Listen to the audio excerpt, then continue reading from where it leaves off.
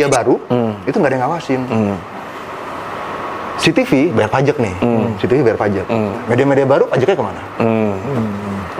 Nah itu tentu menjadi catatan. Jadi memang ada ketidakberimbangan. Suka nggak suka ada ketidakberimbangan di sini. Gitu. Ketidakberimbangan karena ada kekosongan regulasi itu ya?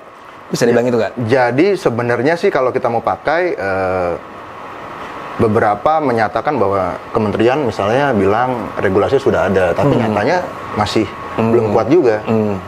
Kan tadi Bapak bilang di Netflix masih dapat tayangan-tayangan yang LGBT, nudity, iya, gitu ya, kayak gitu-gitu. Berarti lebih baik jangan diawasi. Lebih baik.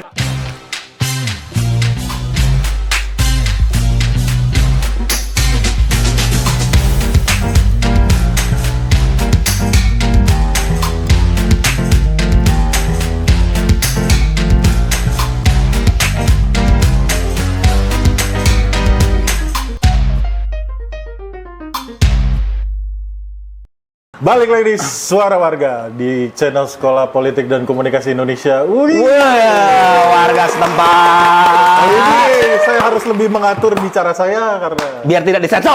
disensor. Jadi kita kedatangan Bang Tulus, apa Mas Tulus tuh biasa dipanggil Bang? Dipanggil Bang boleh, Mas boleh, asal jangan dipanggil KPK. Waduh, udah ada punchline-nya nih dia. Aduh, kayak ini udah mulai Oh, Kominfo juga ketangkap nih. Anda nyindir Anda.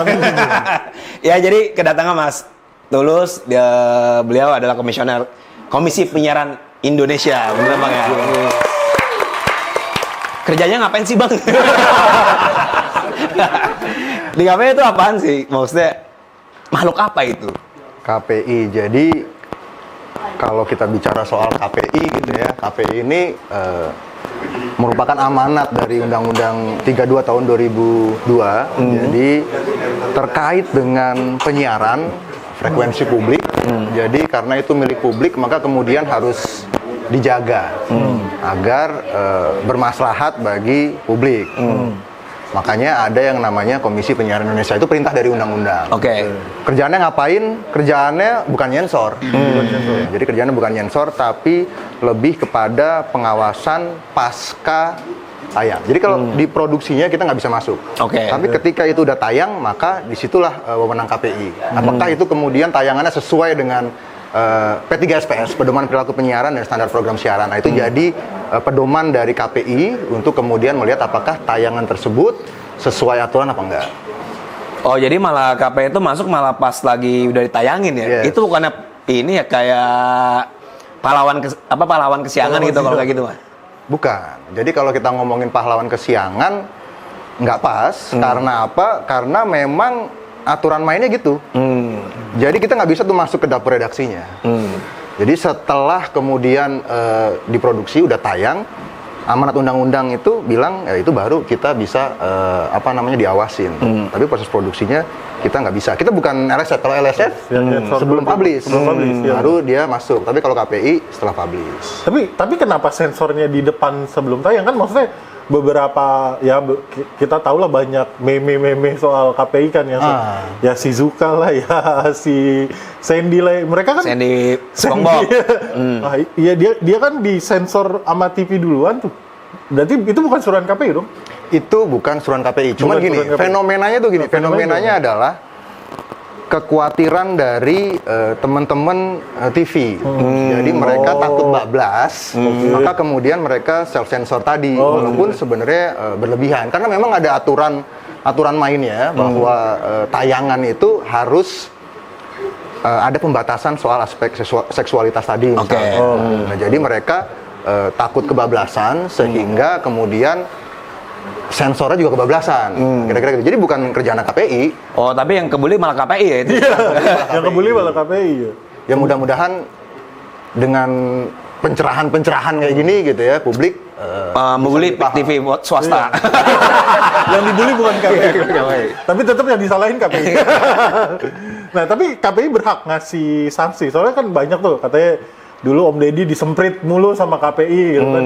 Nah, itu kata-kata disemprit itu berarti KPI punya wewenang akhirnya untuk untuk melakukan sesuatu. Jadi memang KPI berwenang memastikan bahwa tayangan itu sesuai dengan P3SPS tadi. Kalau nggak sesuai maka ada kewenangan untuk kemudian memberikan sanksinya administratif, salah satunya teguran tertulis. Kemudian ada juga sanksi denda, penghentian sementara sampai dengan benar-benar penghentian. Tapi prosesnya itu panjang. Tapi yang paling sering adalah teguran tertulis. Teguran tertulis tuh yang paling banyak lah ya. Kayak surat tilang lah ya. Paling sering. Kayak surat tilang. Mirip-mirip itu. Mirip-mirip surat tilang. Itulah. Tapi tadi kan ngomongin apa PPSS apa tuh tadi tuh? P3 Ya itu normanya apa aja sih maksudnya yang benar-benar yang dijaga selain seksualitas Oke, atau jadi apa di sana gitu? ada soal perlindungan kepada anak, ada soal nafsa, narkotika, rokok dan sebagainya. Kemudian norma kesopanan. Nah, itu menjadi bagian yang kemudian jadi pedoman buat KPI melihat apakah tayangan itu sesuai apa enggak. Tapi itu yang bikin KPI, bukan? Atau Itu yang bikin KPI. yang bikin KPI? KPI sendiri atau sebenarnya ada satu musyawarah sendiri atau? Jadi kalau di KPI itu ada KPI pusat, ada KPI daerah. Jadi biasanya di forum Rakornas itu KPI membahas kebijakan-kebijakan yang memang diperuntukkan untuk KPI baik pusat maupun daerah. Daerah juga bisa punya sendiri? Termasuk PKPI-nya. Enggak, jadi rujukannya tetap yang Tetap yang pusat. Maksudnya mereka misalnya kayak bahasa-bahasa tertentu di daerah ada yang nggak boleh gitu. Misalnya itu diatur juga di KPI daerah nggak? Enggak, jadi secara umum. Secara umum aja? Secara umum. Iya kan, berarti sebenarnya yang diawasi sama KPU tuh apa ya sih? KPI. KPI ya. KPU.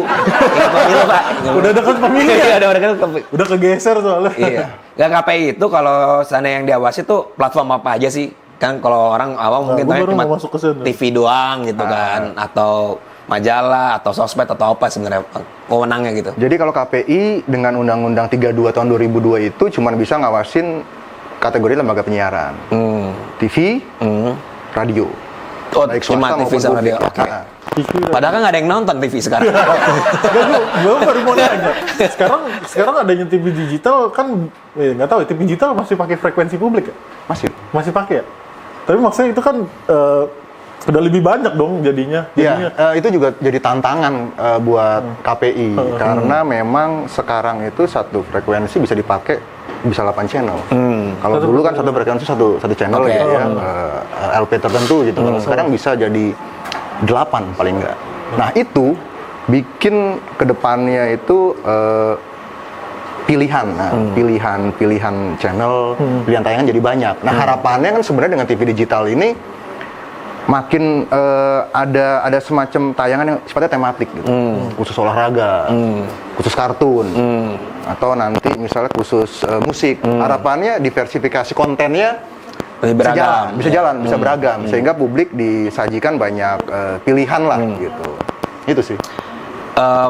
Aku mau backstep ke belakang lagi, kan tadi ada norma-norma tuh yang Abang bilang, Mas Tulus bilang, dan itu hanya fokus ke radio dan televisi gitu kan.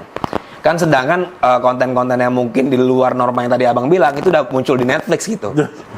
Itu wewenang KPI bisa ke sana juga kan? Maksudnya kayak soal isu-isu LGBT. Waduh, baru gue pengen bilang. Terus, Netflix isinya LGBT ya kan? semua. Nudis-nudis dan semacamnya gitu. Apakah KPI menikmati itu? Sepertinya sering nonton itu ya. Iya, sering. Pilihan-pilihannya gitu. Iya, algoritmanya muncul itu mulu soalnya. Makanya itu kenapa enggak? Yang sebelah sana tuh nolaknya Netflix bukan Coldplay harusnya. Itu satu di Netflix. Dan di bioskop sendiri kan juga sebenarnya apa yang dibilangin itu juga beda. Itu beda ya berarti? Jadi kalau kita mau cerita sebenarnya kondisinya gini ya. Jadi kalau KPI ini kan hadir, dia sebenarnya ngejaga soal nilai sebenarnya. Suka nggak suka kita bicara soal nilai. Nah, di TV dan radio itu ada KPI yang menjaga lah istilahnya gitu, ada aturan mainnya. Cuman sayangnya di kategori media baru, di OTT kita bisa sebut, itu belum ada. Kita nggak bisa masuk ke sana. Sehingga sebenarnya fenomenanya sekarang ada ketidakberimbangan. Kita ngomongin nilai nih kan. Satu sisi di TV dan radio, saya bilang sejelek-jeleknya gitu ya, publik mungkin menilai jelek, tapi di sana ada loh pengawasannya, ada aturan mainnya. Tapi di media baru, di platform OTT, nggak ada. Makanya teman-teman bisa mudah menemukan konten-konten yang mungkin nggak sesuai dengan nilai-nilai keindonesiaan, ketimuran gitu ya. Makanya tadi disebut LGBT muncul, seksualitas, darah gitu ya. Itu tentu menjadi problem. Harapannya sih ke depan mungkin bisa berimbang. Jadi ada perlakuan yang sama juga terhadap platform media. Platform itu ya. Gitu. Oh kalau gitu KPI nggak usah masuk lah. Baru gue lagi bilang. Udah di luar aja, terusin televisi aja lah. Nggak usah ganggu Netflix semua gitu loh. Ternyata menikmati ini ya. Nggak, tapi Lumayan. kalau misalkan ada new media lah kalau kita jemput sekarang ya. Itu apakah nanti KPI akan memperluas spektrumnya sampai ke sana, apa nanti akan ada KPI lain untuk fokus ke sana sebenarnya? Kalau itu pertama yang harus kita pastikan adalah bahwa saya rasa baik pemerintah, DPR dan juga KPI sepakat bahwa harus ada pengawasan juga, harus ada aturan main yang jelas. Apakah kemudian harus KPI? Tentu kami menyerahkan kepada publik. Bagaimana? Apakah publik mempercayakan kepada KPI? Apakah DPR mempercayakan kepada KPI? Apakah kementerian mempercayakan kepada KPI? Kalau standing position kami sih seperti itu. Kalau kami dipercayakan, ya tentu kami siap. Tentunya dengan konsekuensi penguatan juga terhadap KPI. Kalaupun misalnya DPR, masyarakat, publik menilai bahwa harus ada lembaga baru misalnya, atau kementerian yang sudah existing misalnya, ya nggak ada masalah juga. Itu kan kami kembalikan kepada publik. Gue pertanyaan paling penting nih, Bang. Kapan terakhir nonton TV? Ini gue cerita nonton Netflix juga sebenarnya. Nonton Netflix kayaknya. Iya. Nonton yang 3, 6, 5 hari itu. Iya, soalnya gue bingung gitu kan. Berarti KPI, kalau dari tadi job desk-nya lo bilang, gue tuh membayangkan berarti di KPI itu ada orang ya yang 24 jam tuh mantengin channel aja gitu kan, terus dia lihat nih sesuai apa enggak kayak gitu kan. Iya, Ada nggak sih akhirnya yang tim di KPI kah, atau yang tiba-tiba nih dia pantengin RCTI, dipantengin dari pagi sampai sore kan buat ngeliat kan, akhirnya itu gimana? Jadi kalau saya sendiri nonton TV, tadi sebelum kesini pun nonton TV juga. Nonton TV. Gitu ya. Cuman TV tapi lewat YouTube. Cuman kalau ditanya apakah komisioner ngawasin 24 jam? Jadi kami ada tim pemantauan. Iya, tapi ada timnya kan berarti? Ada tim pemantauan memang yang mengawasi selama 24 jam. Ada tuh beneran. Selama ada. 24 jam mereka bergiliran, gitu ya. Mereka ada shift-nya, mereka bergiliran memantau itu. Berapa banyak sih, Bang? Saya penasaran beneran. Serius, saya karena mikirnya tuh kayak anjir, ini nggak capek ya pasti ya nontonin Lebih gitu. dari 100 orang. Wah, lebih dari 100 orang. Tim kami di pemantauan isi siaran itu, jadi memang dipantengin 24 jam. 24 jam. Ini kan sekarang aja ya kalau channel mainstream 13 apa 14 lupa sih. Jadi kurang lebih ada 18. 18 kan. Terus Kemudian sekarang tambah lagi TV digital daerah, itu TV digital. kurang lebih ada 20. 20. Belum TV daerah kan. TV daerah KP ada daerah. lagi, KPID. KP daerah. KPI daerah. Walaupun frekuensinya kan sekarang udah bisa kita nikmati beberapa kan. Karena TV digital tuh ada beberapa yang Ya itu kalau yang di Jakarta nasional levelnya atau di Jakarta gitu ya, basisnya Jakarta masih bisa dari kita, tapi kalau yang dia lokal di daerah bener-bener kecuali lewat YouTube gitu ya, iya, maka kalau kita nggak punya TV di sana gitu ya, kita nggak datang ke sana ya nggak bisa nonton. Makanya gue bayangin kalau misalnya TV yang diawasi aja 100, kalau Netflix sama YouTube butuh berapa orang yang awasin nonton itu semua. Butuh penguatan dan pastinya ke depan juga harus ada update teknologi juga. Nah, kita bisa pakai AI. Nah, gue baru misalnya, gitu kan.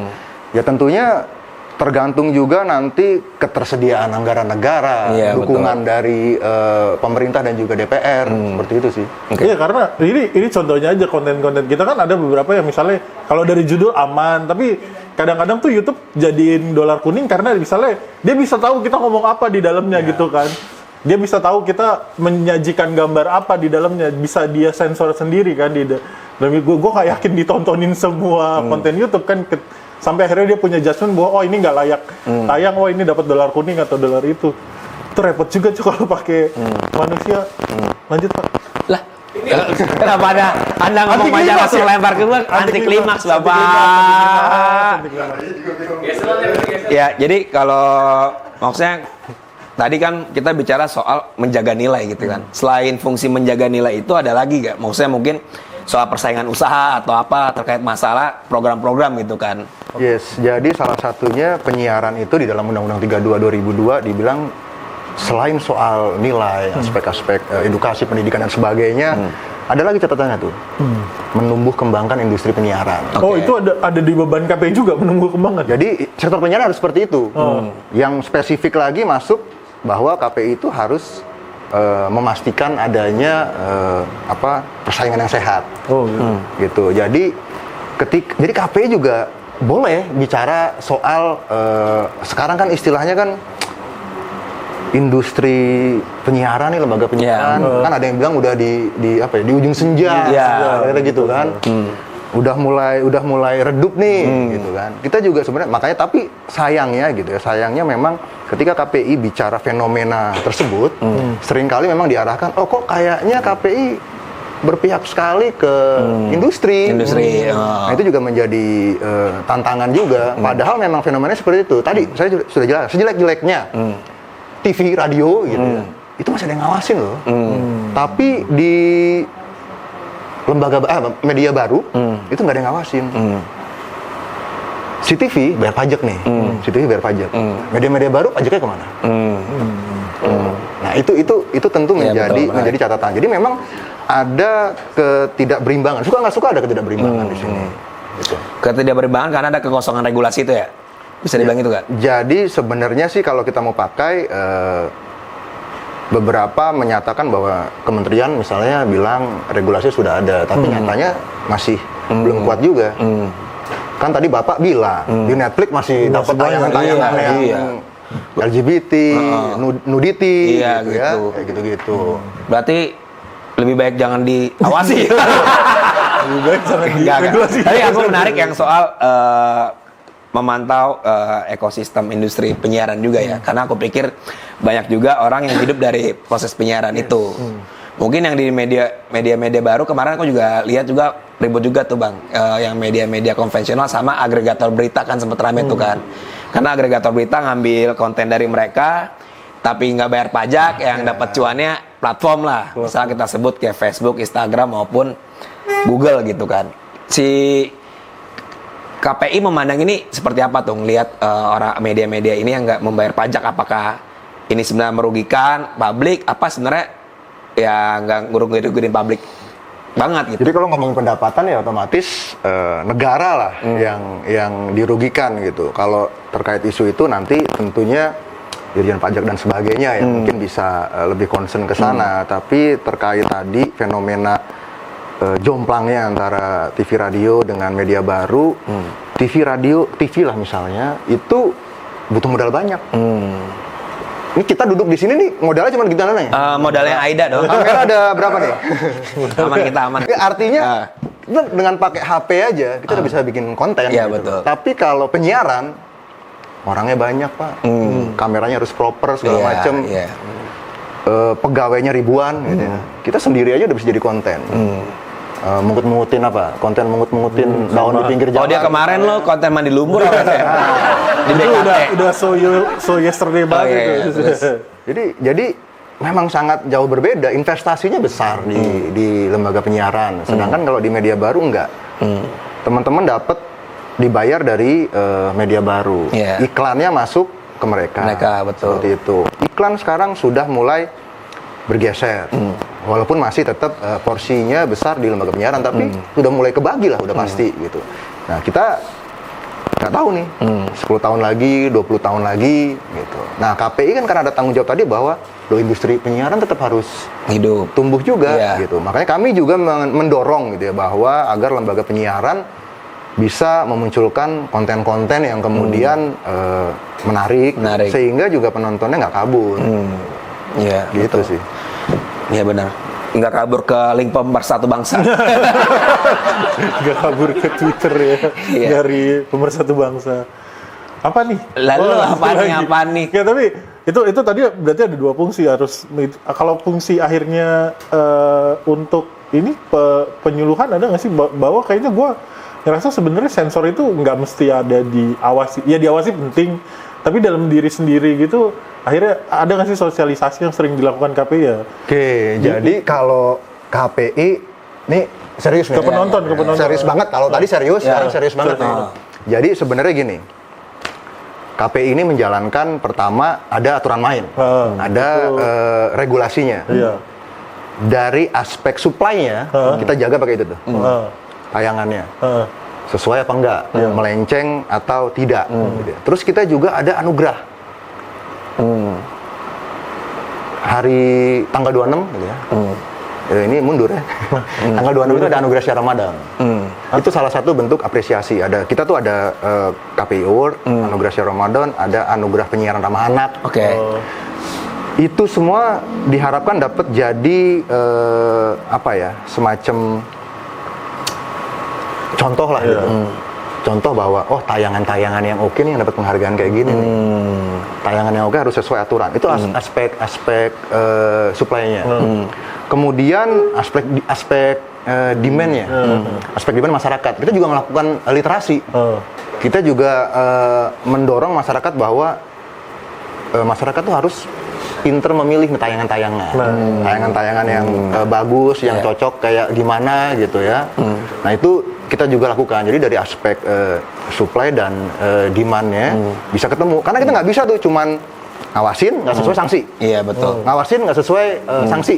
Karena yang penting itu kan ketika tayangan TV, gitu ya, siaran radio juga, itu ternyata memang sudah sehat lah bahasanya, gitu ya, sudah layak gitu ya, sudah layak ditonton oleh publik gitu. Karena kalau sanksinya banyak tapi layar kacanya juga ternyata masih maksudnya kan parah gitu ya. Banyak yang akhirnya bilang bahwa industri kayak gini gara-gara penontonnya juga yang minta dan suka konten kayak gini kan. Kita memang akhirnya kan itu kan jadi kayak telur sama ayam kan. Makanya kemudian kita juga jaga di aspek supply-nya. Jadi si lembaga penyiarannya kita juga jaga di masyarakat. Mudah-mudahan sih bisa ketemu. Karena kan kalau kita ngomongin pasar bebas, kita serahin semuanya ke publik, karena masyarakatnya beda-beda nih. Iya, betul. Gitu. Betul. Kita sama-sama sarjana misalnya, preferensinya beda-beda. Beda, betul. Gitu kan, yang satu suka yang seksi-seksi tadi, gitu kan. Ini dakwa-dakwa. Gitu lah. Kalau dari saya nih, gue dulu. Oke, lanjut. Karena kan mau udah tahun politik, ini juga channelnya channel sekolah politik kan, nggak mungkin kita cuma 2024 nih kan, pasti sengit di sekarang aja kita udah menikmati lah ya pemandangan di publik soal kampanye dan pemilu segala macam. Nah, akhirnya di 2024 nanti tuh peran KPI sampai sejauh mana? Karena kayaknya bisa jadi selisipan sama KPU nih. Bawaslu gitu sama itu. Akhirnya punya ini sendiri nggak sih range proyeksi tersendiri nggak sih apa yang harus diperkuat? Ya, dan mengingat bahwa berapa media juga dimilikin sama itu lagi belum partai gitu. Ada konflik of interest juga di sini. Jadi kalau KPI kita ada aturan mainnya. Aturan mainnya itu memang di tahapan kampanye. Jadi ada tuh bahwa kampanyenya harus berimbang, kemudian nggak boleh membawa sara dan sebagainya.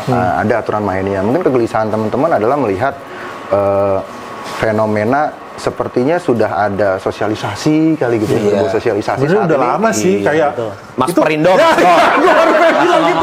Itu kenapa sangat terngiang gitu ya? Kok nggak disemprit-semprit KPI sih? Jadi memang yang menarik adalah ketika kepemiluan isunya, maka kemudian harus jadi kita ada yang namanya gugus tugas. Ada KPI, Dewan Pers, KPU, dan juga Bawaslu. Oke. Ini harus duduk bareng gitu, untuk kemudian membuat satu juknis pengaturan. Nah, memang seringkali mencocokkan waktunya ini yang agak susah. Tapi memang ada di gugus tugas ini kalau soal kepemiluan. KPI juga jadinya nggak bisa asal tegur misalnya gitu. Kalau soal himbauan, kami sudah melakukan himbauan bahwa belum lama ini kami melakukan evaluasi terhadap TV-TV dan kami juga menyampaikan agar lembaga penyiaran berhati-hati terkait dengan isu-isu kepemiluan karena ada peraturan perundang-undangan terkait dengan pemilu. Itu sudah kami sampaikan. Dan sebenarnya kan memang sudah ada lembaga yang khusus untuk kemudian menangani terkait kepemiluan. Ada Bawaslu, ada KPU-nya kan gitu. Balik bisa dibilang KPI ini ya intinya tetap mengawasi kepemiluan, tapi emang di sektor emang jadi tanggung jawab KPI gitu ya, porsinya. Gitu. Tidak ada pertanyaan cerdas. Emang saya nggak bakat di industri kayaknya. Kurang cerdas gitu. Tapi yang penting lulus sensor. Ya, tadi aku mau mengeksplorasi soal kepemilikan media yang dimiliki sama elit-elit partai gitu ya. Itu maksudnya pasti kan soal independensi itu ya punya preferensi masing-masing gitu ya. Nah, maksudnya secara teknis si KPI ini tuh teknisnya gimana tuh, Bang? Maksudnya apakah beraudiensi dengan si pemilik medianya atau di level manajerial atau apa gitu? Ya, kalau terkait soal netralitas, keberimbangan, kami seperti tadi saya sampaikan bahwa di forum evaluasi misalnya kami menyampaikan itu. Kemudian di forum-forum diskusi antara KPI dengan lembaga penyiaran, kami juga menyampaikan hal tersebut. Jadi artinya memang itu sudah dilakukan. Nah, tapi kemudian apakah kemudian publik menilai bahwa kayaknya keberimbangannya masih kurang dan sebagainya gitu ya. Maka lagi-lagi KPI bisa, kalau soal pemilu gitu ya, kalau soal pemilu saat ini kami bisa masuk gitu ya, masuk dengan aturan kami itu ketika memang sudah waktunya kampanye. Kami dulu pernah memberikan surat edaran kepada lembaga penyiaran di periode sebelum-sebelumnya pada tahun 2017 itu ada surat edaran soal netralitas dan keberimbangan.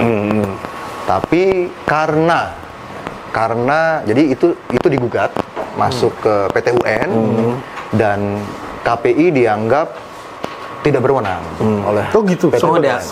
Karena isunya adalah isu kepemiluan. Sehingga kalau isu kepemiluan tadi ada gugus tugas. Sehingga bentuk surat keputusannya harus surat edaran bersama atau keputusan bersama gitu. Tapi kalau sudah murni kampanye, kita bisa masuk. Bisa masuk. Oh, berarti emang udah ada wilayahnya, terus ada temponya kapan juga gitu ya? Jadi sebenarnya kalau soal itu kami berharap ada keberimbangan juga dari publik gitu loh, bahwa soal kepemiluan kan juga memang ada sektornya lagi gitu loh. Jadi kalau misalnya 4 gugus tugas ini bersinergi dengan baik, saya rasa sih harusnya bisa lebih baik lagi dari kasih keberimbangan. Paling ini kalau ini pertanyaan terakhir dari aku, Bang, kan dari tadi kan intinya kita ngelihat peran KPI dan semacamnya dalam pengawasan penyiaran gitu kan. Tapi ada gak sih skema di mana akhirnya publik atau nggak masyarakat tuh membuat aduan ke KPI? Misalnya dia kayak nggak sengaja nonton di TPI, kok ada mutilasi nggak disensor misalnya gitu atau semacam itu, biasanya mekanisme sistemnya gimana tuh, Bang? Ya, jadi memang ada 2 mekanisme di KPI. Pemantauan langsung oleh KPI 24 jam, ada lagi pengaduan dari masyarakat. Nah, jadi ketika masyarakat melakukan pengaduan, maka akan dicek itu kan ada yang ngadu. Pak, KPI ini gimana sih?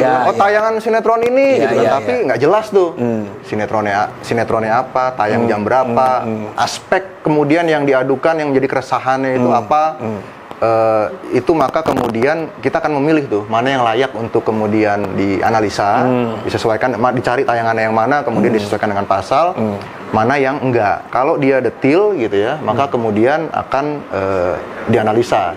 Itu akan dianalisa, digabung nanti sama yang pemantauan langsung. Itulah yang kemudian akan dibahas oleh komisioner. Oke, berarti termasuk nanti soal isu kepemiluan pun kalau laporan juga akan dalam mekanisme yang sama. Akan masuk dan ada mekanisme yang sama. Dan kedepannya KPI juga sedang membuat satu web ya atau aplikasi soal pengaduan ini. Biar transparansi publiknya juga lebih baik lagi. Siap. Ya mungkin kan besok yang pendukung A ngajar TV sebelah gitu kan. Oh, ini nggak bener nih, hoax dan semacamnya itu ada mekanismenya juga pasti ya. Pasti. Jadi ngecek. Kita nggak serta-merta langsung bertindak ya. Langsung oh ini dibawa gitu ya. Kita akan cek juga gitu. Karena memang ya sekarang kan zamannya zaman digital, zaman buzzer gitu ya. Nah, itu kan juga kami harus berhati-hati gitu. Karena bisa saja aduan tersebut tidak pure dari publik. Iya betul. Ya kayak pengalihan opini aja. Ya kayak Metro TV lah. Dulu kan dia bilang Metro tipu sama kampret. Sekarang Waduh. Metro tipeku gitu kan. itu yang di file-file sosmed gitu. Bukan Anda yang ngomong tadi, bukan? Ya saya ngomong, saya tanggung jawab juga kok faktanya gitu kan yang di media. Lanjut lo. Kalau gue sih sebenarnya lebih ke arah pengen, ini kan masih panjang nih abang kan ya, sampai 2025 ya, udah lewat pemilu kan. Mungkin nggak sih akhirnya kalau trayeksi terdepannya nggak tahu sih. Tapi kan undang-undang penyiaran kita kan lagi digugat, bukan digugat, maksudnya ada rencana buat direvisi kan akhirnya. Nah, kalau harapan sendiri dari abang yang dari sekarang undang-undang sekarang ke yang nantinya tuh harapan yang pengen dibawa apa sih akhirnya yang utama gitu dari apa sih yang pengen dirubah dari undang-undang yang udah ada ini? Kalau dari KPI yang pasti sih aspirasinya adalah soal penguatan kelembagaan.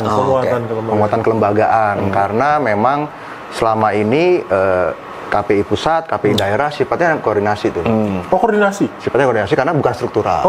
Sehingga dalam prakteknya tuh sangat dinamis gitu. Kadang kebijakan di daerah bisa beda sama yang di pusat. Kemudian soal penganggarannya gitu ya. Jadi antara pusat dan daerah itu berbeda. Masing-masing KPID itu ada yang kalau daerahnya bagus PAD-nya misalnya dan kemudian support juga bisa besar, tapi kalau enggak ya gitu aja sehingga apa namanya teman-teman di daerah KPI daerah itu kesulitan lah dengan adanya aspek kelembagaan yang kuat yang bagus gitu, maka tentunya mudah-mudahan koordinasinya juga bisa lebih baik dan pengawasan penyiaran di pusat dan daerah bisa lebih bagus lagi sih harapannya. Saya pikir struktural, ternyata koordinatif doang ya. Enggak lah.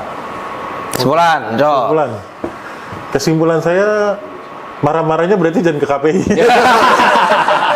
Harus yang Deddy Kobuser boleh marah ke KPI karena KPI yang nyemprit kan. Tapi kalau penonton marah ke KPI gara-gara ada sensor, itu jadi aneh sih sebenarnya kalau gua baru tahu. Jadi sebenarnya KPI bukan nyemprit orangnya. Bukan nyemprit orangnya juga. Jadi bukan yang diberikan teguran tuh bukan orangnya. Tapi kan lembaga penyiaran. Programnya begitu. Makanya hitam putih bungkus katanya. Dia marah-marahnya itu belum jadi. Kayak gitu maksudnya berarti kan di sini kita jelas bahwa ya ternyata yang KPI baru post production bukan LSF.